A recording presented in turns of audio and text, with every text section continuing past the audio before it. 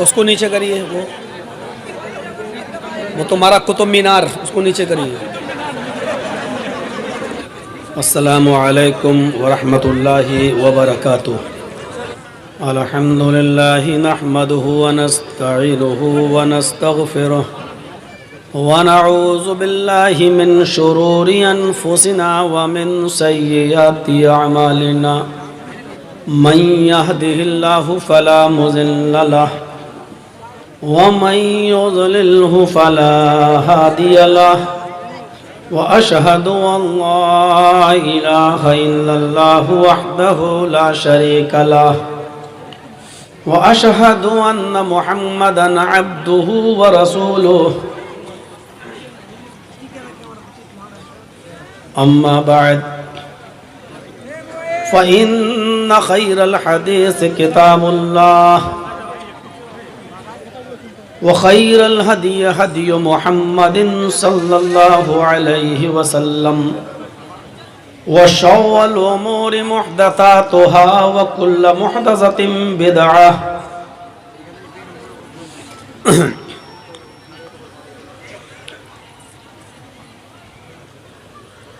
व कुल्लु बिदअतिन ज़लालह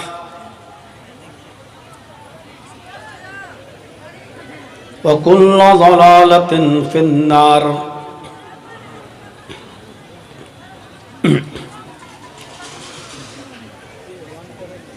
अऊज़ु बिल्लाहि मिनश शैतानिर रजीम। बिस्मिल्लाहिर रहमानिर रहीम।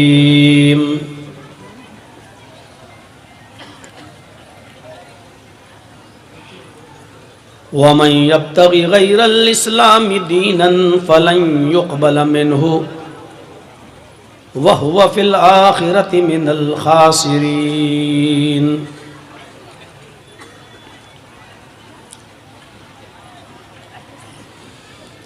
रब्बि इश्रह ली सदरी व यस्सिर ली अमरी वहलुल उक़दतम मिन लिसानी यफ़क़हू क़ौली।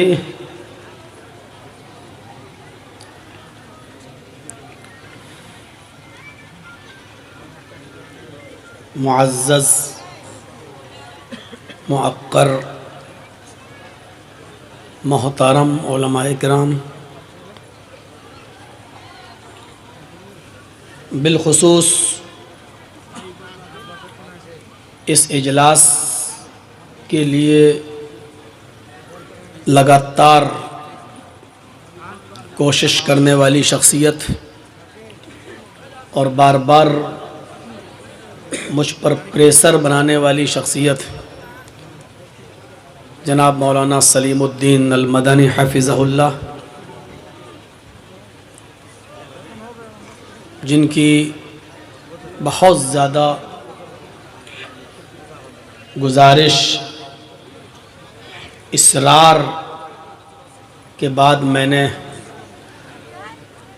ये डेट औरंगाबाद के लिए मुंतखब की है। आपको मालूम ही है, थोड़ा साउंड बढ़ा दीजिए, आवाज़ आ रही है। कौन है जिम्मेदार? अरे अभी साउंड खुद ही बढ़ जाएगा, अभी शुरुआत है मेरी।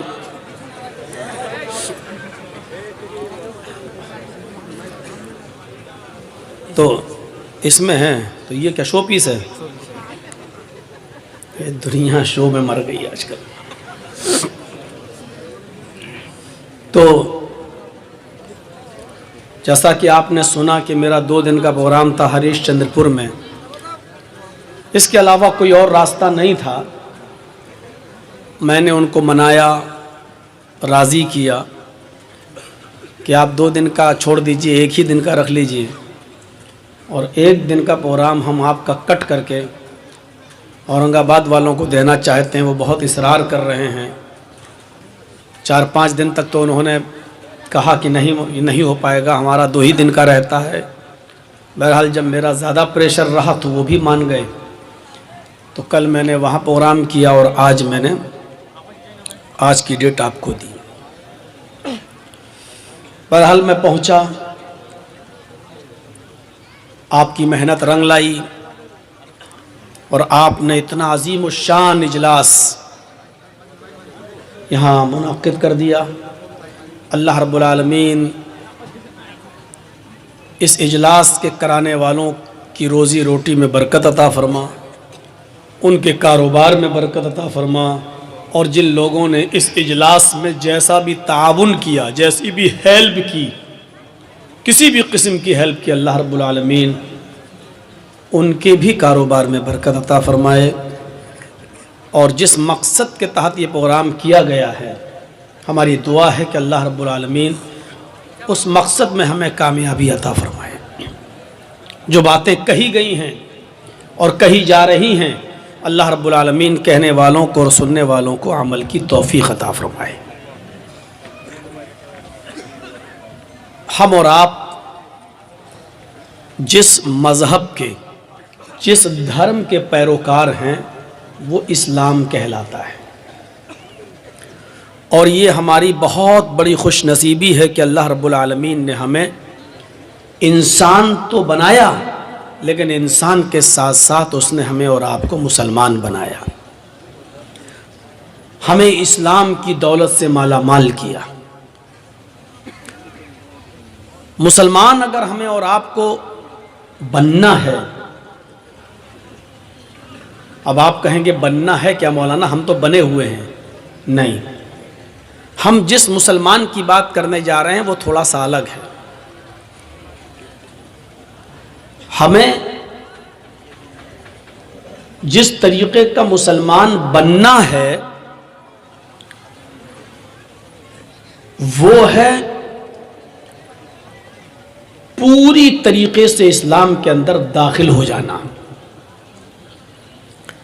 और पूरी तरीके से इस्लाम में दाखिल हो जाने का मतलब है हमारा उठना, हमारा बैठना, हमारा सोना, हमारा जागना, हमारा खाना पीना, हमारा चलना फिरना, हमारी नमाज, हमारा रोज़ा, हमारी हर किस्म की इबादत, यहाँ तक कि हमारी शादी, हमारे ब्याह, ये सब इस्लामी हो जाए। हम और आप मुसलमान तो हैं,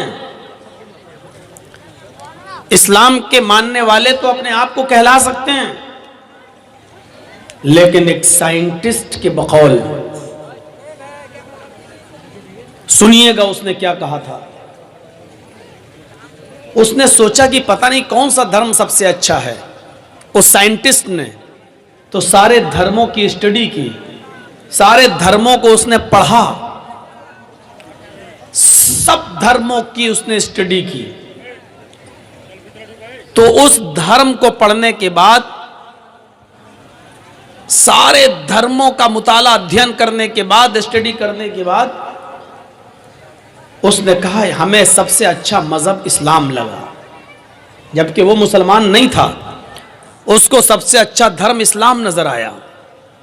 फिर उसने पूरी दुनिया घूम कर देखी कि देखें हमने सारे धर्मों को तो पढ़ लिया, लेकिन सबसे अच्छी कौम कौन सी है, सबसे अच्छे मजहब के मानने वाले कैसे हैं। उसने मुआयना किया, दौरा किया, निगरानी की। तो वो जब इंडिया में आया तो उसने बरजस्ता कहा क्या कहा? उसने कहा कि मैंने जब सारे धर्मों को पढ़ा तो मुझे सबसे अच्छा धर्म इस्लाम नजर आया, लेकिन जब हमने दुनिया को देखा घूम घूम कर, टहल टहल कर, तो मुझे दुनिया में सबसे ज्यादा बिगड़ा हुआ और सबसे ज्यादा खराब अगर कोई कौम देखी है तो मुसलमानों को देखा। इससे आप अंदाजा लगा सकते हैं कि हमारे पास दुनिया का सबसे अच्छा मजहब है, लेकिन यह भी हकीकत है कि दुनिया की बिगड़ी हुई कौमों में हमारा नंबर सबसे पहले है। उसने इस्लाम को नहीं गिरने दिया, लेकिन मुसलमानों को पस्ती से उठने नहीं दिया। इसकी वजह क्या है? कि जिनके पास सबसे अच्छा मजहब हो, एक मुकम्मल दीन हो और उसी दीन के मानने वाले सबसे ज्यादा बिगड़े हुए हों, सबसे ज्यादा जुआरी मुसलमानों में, सबसे ज्यादा शराबी मुसलमानों में, सबसे ज्यादा लहू और लाइब में कैरम बोर्ड खेलने वाले, शतरंज खेलने वाले, क्रिकेट और कबड्डी में अपना वक्त बर्बाद करने वाले आपको मुसलमान नजर आएंगे। उसने झूठ नहीं बोला है, सच कहा उसने। दुनिया का सबसे बेहतर मजहब इस्लाम, दुनिया की सबसे बदतर कौम मुसलमान। तो हमें कौन सा मुसलमान बनना है, ये हमें और आपको सोचना है। अल्लाह ने इस्लाम को सबसे बेहतर मजहब कहा है। इन्नद्दीन इंदल्लाहिल इस्लाम, अल्लाह के नजदीक इस्लाम सबसे ज्यादा पसंदीदा दीन है। कौन सा इस्लाम? हमारे हालात को अगर कोई देखेगा तो कहेगा यही इस्लाम। हमारे मुआशरे, हमारे समाज, हमारी सोसाइटी में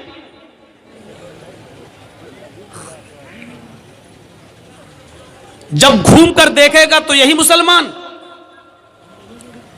आपको मालूम है इस वक्त हमारी तादाद कितनी है? 30 करोड़ के पार। कुछ लोगों ने 35 करोड़ भी कहा है। 30 मान लो। कितनी? 30 करोड़। पूरे हिंदुस्तान के अंदर मदरसे कितने हैं? 3.5 लाख। हम दुनिया की बात नहीं कर रहे हैं, पूरी दुनिया के अंदर मदरसे कितने हमें नहीं मालूम। हम इंडिया की बात कर रहे हैं। इस वक्त हिंदुस्तान में, इंडिया में मुसलमान कितने हैं? 30 करोड़। मदरसे कितने हैं? 3.5 लाख या 4 लाख। इन मदरसों से फारिग होने वाले उलमा की तादाद कितनी है? तकरीबन 50 लाख अब तक। अब आप जायजा लीजिए, मुसलमान कितने? 30 करोड़। मदरसे कितने? 3.5 से 4 लाख। उलमा कितने? 50 लाख। मस्जिदों में आने वाले नमाजी कितने? ओनली 2%, सिर्फ 2%। क्या कहिएगा? 30 करोड़ मुसलमानों में 4 लाख मदरसों के बाद 50 लाख उलमा के होते हुए मस्जिदों में नमाज पढ़ने वालों की तादाद सिर्फ 2%। जुमे के दिन यह तादाद बढ़ जाती है 5%। रमजान में यह तादाद हो जाती है 10%। ईद और बकरीद की नमाज में यह तादाद बढ़ के हो जाती है 15 से 20%। मैं पूछना चाहता हूं कि 5 वक्त की नमाजों में 98% मुसलमान कहां है? हम क्या कर रहे हैं?